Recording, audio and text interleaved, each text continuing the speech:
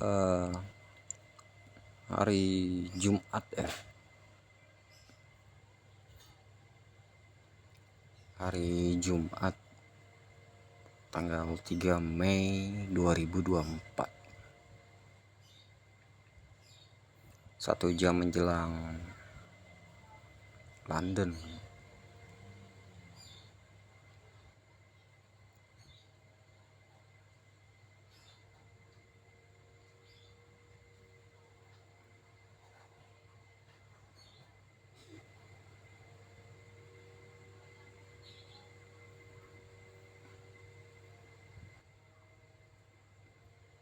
Jam berapa ya? Setengah 8 malam. Oke.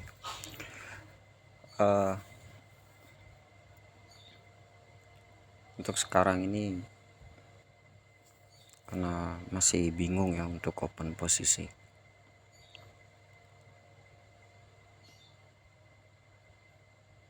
Bukannya bingung sih, cuman ragu gitu. Jadi lihat aja lah sampai malam nanti gitu.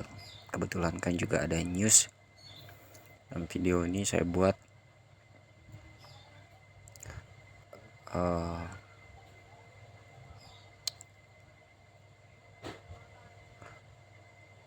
di komentar itu ada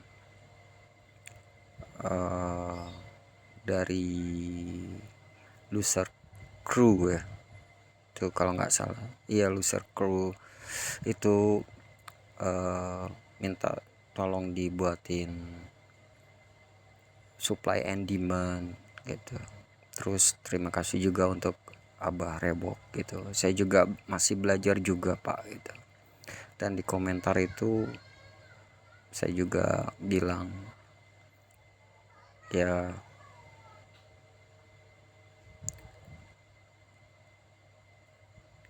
kita belajar bareng-bareng gitu. Dia bagus juga, nggak langsung ke akun real, yang penting kita pahami dulu pasar aja gitu. Kenapa di situ di dalam kurung saya buat bukan dihafal ya. Saya juga nggak hafal sih Pak itu tentang pola ataupun apa ya, kan ada pola penerusan atau pembalikan arah atau pola netral gitu. Saya bukan tipikal orang yang apa ya, cepat hafal gitu kalau belajar, jadi saya coba pahami aja ya. Dan sekarang ya kita coba belajar bareng-bareng untuk sekalian ya untuk Bapak Abah Rewok. Dan ini juga mudah-mudahan menjawab dari pertanyaan Loser Crew tentang supply and demand gitu. Cuman saya ada sedikit apa ya katakanlah omong kosong lah tentang supply and demand gitu. Cuman kita coba belajar bareng-bareng. Kalau saya ada salah tolong di komentar dikoreksi itu. Cuman ini pandangan saya aja tentang supply and demand. Ya pada dasarnya kita tahu ada dua pasar di dunia forex ya, atau falas. Yang pertama itu pasar besar yang di dalamnya ada pasar antar bank-bank besar, itu yang sering saya dengar ya. Lalu ada pemerintah, dana nilai lindung, dan perusahaan penukaran uang ya, atau money changer gitu. Dan yang kedua itu ada pasar kecil gitu. Dan menurut saya itu ya saya atau ya kita lah ya yang berada di pasar retail. Dan yang saya pahami ya kita berdagang melawan bank-bank besar, pemerintah, dan perusahaan yang mempunyai uang dalam jumlah besar, dan karena itu mereka dapat memanipulasi pasar gitu. Karena semua yang kita tahu, yang pedagang retail tahu, mereka juga tahu, dan mereka akan menggunakan itu untuk melawan kita, untuk melawan pasar-pasar retail seperti kita itu. Jadi ketika kita masuk ke pasar manapun, di pasar forex, dengan sadar kita telah atau sudah memutuskan bahwa kita akan mengecoh dan mengungguli beberapa orang yang paling bertekad, cerdas, dan memiliki sumber daya yang baik di dunia ya.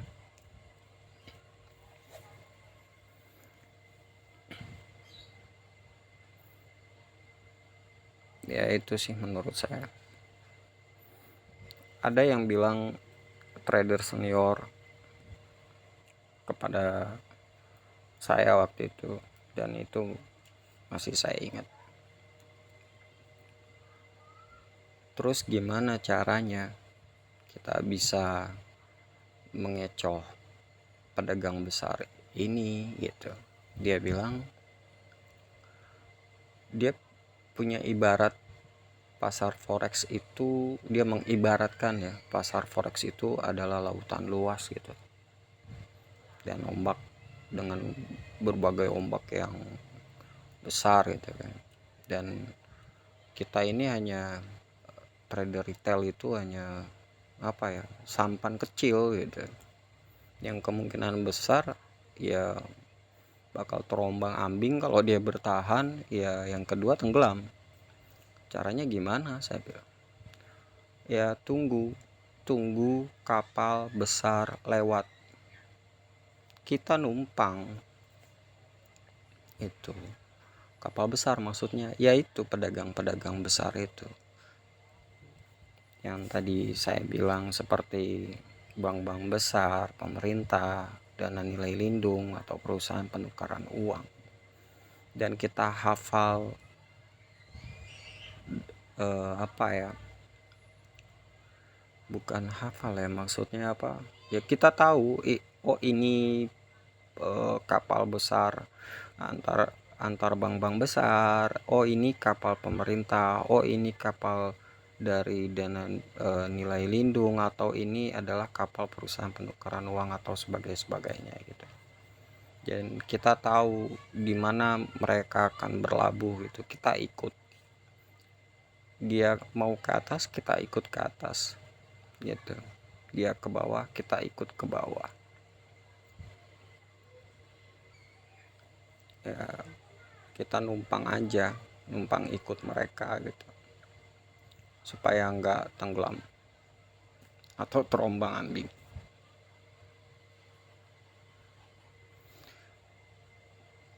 Oke, dan untuk supply and demand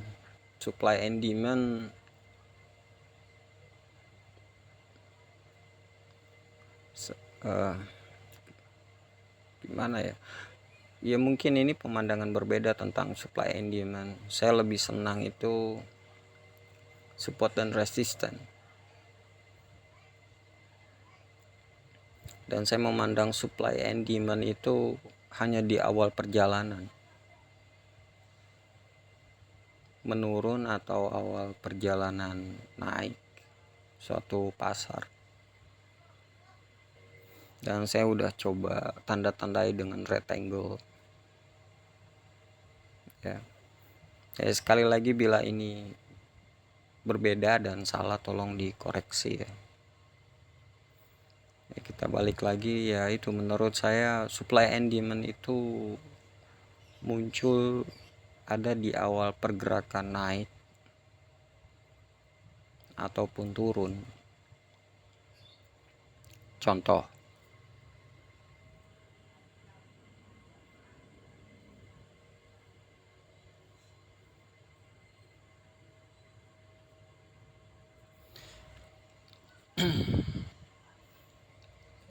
pada rectangle berwarna merah yaitu supply awal yang pertama masuk, dan saya melihat supply-nya itu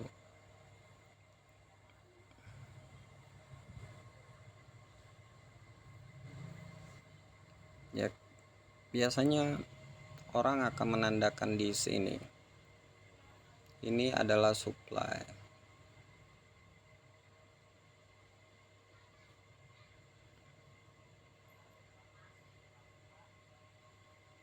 Itu ya.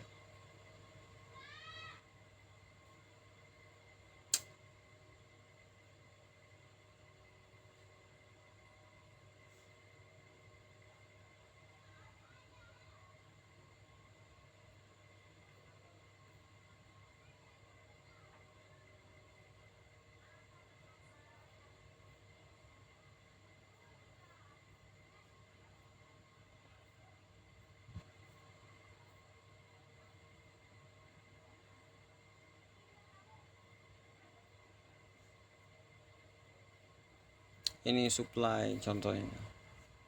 Kalau kita lihat ke belakang,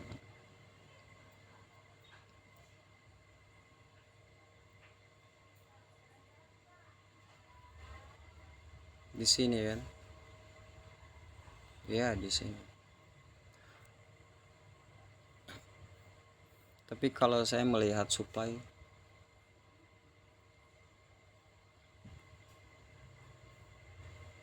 saya yakinkan itu adalah supply kalau pergerakan penurunan terakhir dipatahkan di sini. Dan itu saya kantongi. Di situ baru betul-betul supply.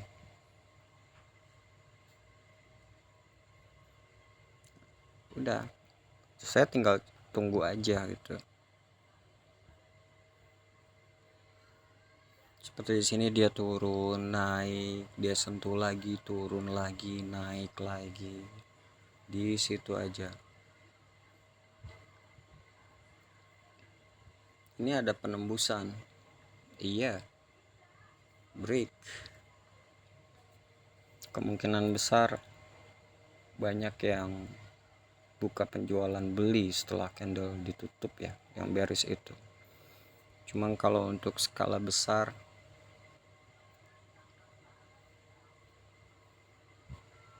dia tidak mengalahkan harga tertinggi di sini.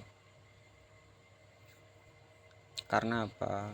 Saya tidak tahu ini antar bank besar atau pemerintah atau dana nilai lindung atau perusahaan penukaran uang yang masuk di sini. Tetapi setelah pasar naik semampu mungkin dengan sumber daya mereka, mereka akan membuka penjualan untuk tidak menimbulkan kerugian dari pembukaan penjualan mereka.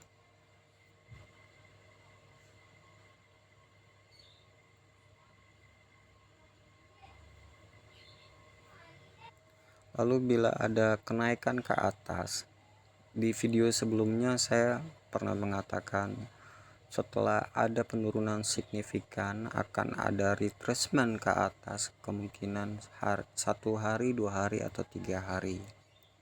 Kalau nggak salah itu yang saya bilang. Dan itu menurut saya adalah aksi ambil untung dari pembukaan jual yang dilakukan dari pasar besar.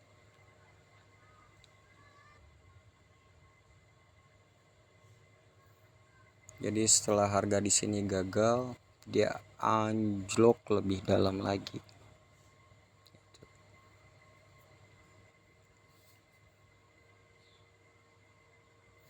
Dan ada juga yang bilang semakin lama supply itu tidak tersentuh, semakin kuat. Itu ya.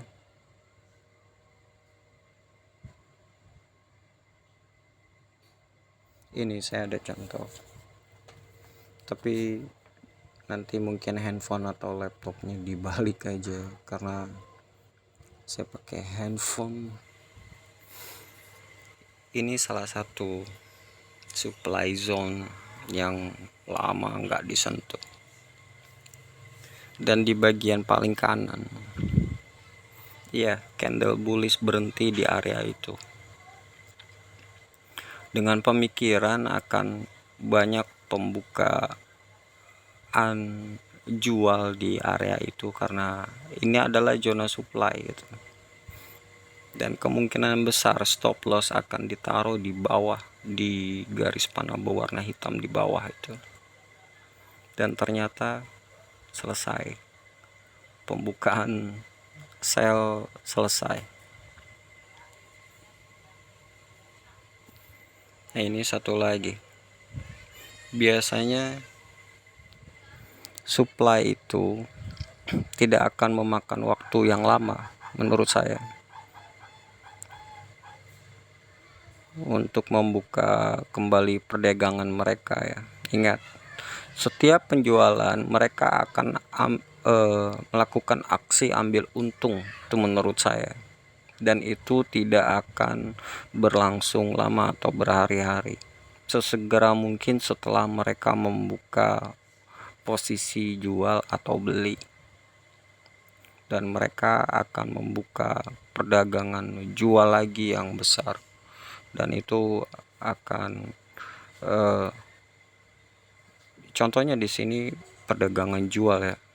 Setelah mereka membuka perdagangan, setelah mereka mengambil aksi ambil untung, mereka akan membuka perdagangan jual yang membuat pasar turun secara signifikan. Dan ini salah satu contoh supply yang di break ya. Di sini ada aksi harga yang membuat kita berpikir harga akan turun balik gitu. Ternyata diselesaikan oleh mereka.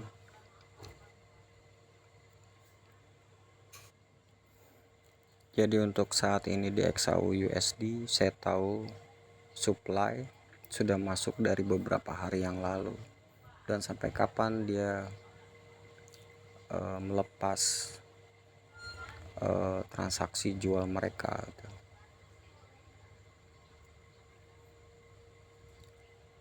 Ya kalau itu saya belum pelajari lebih dalam berapa hari biasanya atau apa, cuman intinya saya lebih senang memakai support dan resisten dan garisan trendline up dan down.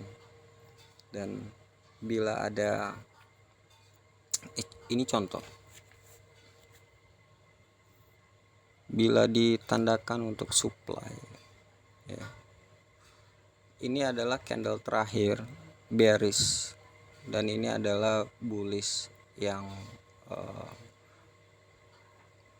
mengantarkan kenaikan harga ya. Ya kalau kita tandakan di sini tepat sekali gitu.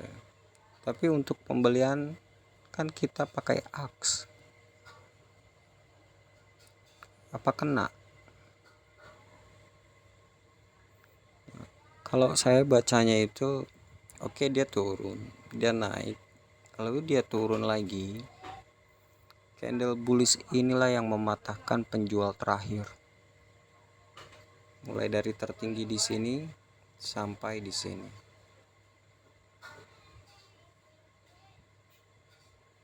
Ada kenaikan dan yang terakhir di sini. Bullish inilah yang mematahkan dari perdagangan jual yang dibuka. Di sini adalah area pembeli atau demand. Ada reaksi. Ini.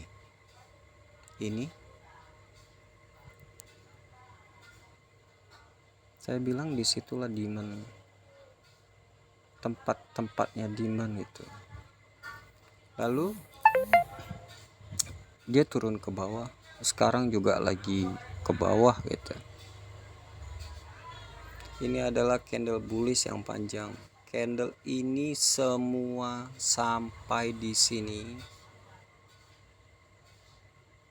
Ini masih di dalam candle bullish.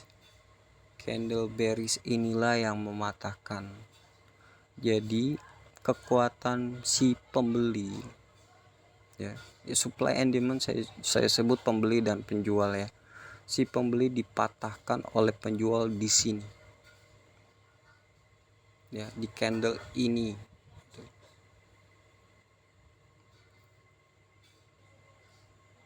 Dan mungkin ada yang juga menandakan ini adalah supply yang terakhir ya. Kalau kita lihat di sini nggak sampai.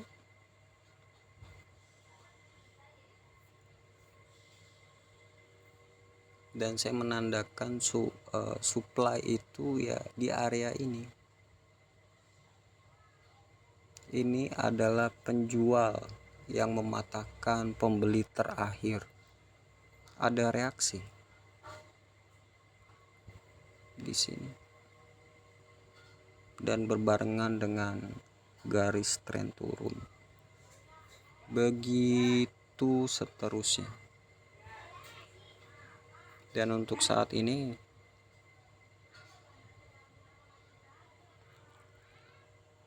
supply masih memegang kendali.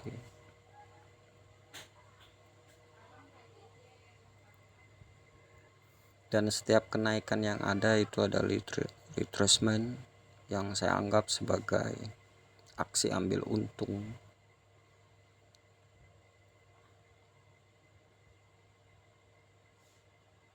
Jadi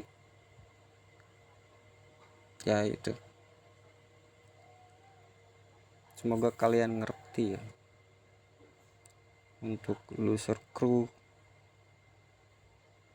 dan untuk Abarewok, kita belajar bareng-bareng. Dan bila penjelasan saya salah, tolong dikoreksi di komentar. Ya mungkin itu aja. Good luck.